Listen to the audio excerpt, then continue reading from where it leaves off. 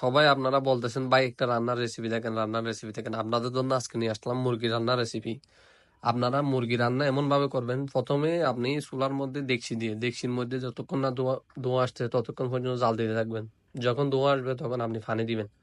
পানি দেওয়ার পরে দিবেন মুরগি দিবেন আস্তে করে, যাতে মুরগি বুঝতে না পারে তাকে পানিতে দেওয়া হয়েছে এটা।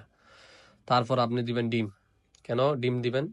মুরগি যদি বুঝতে পারে তার সাথে ডিম নেই, তখন মুরগি কিন্তু আপনার এক ডেকচি থেকে উঠে চলে যাওয়ার সম্ভাবনা থাকে। এই জন্য আপনি দিয়ে দিবেন ডিম। ডিম সাথে থাকলে মুরগি মনে করবে মুরগি সেফ আছে, এই জন্য মুরগি ডেকচিতে থেকে যাবে।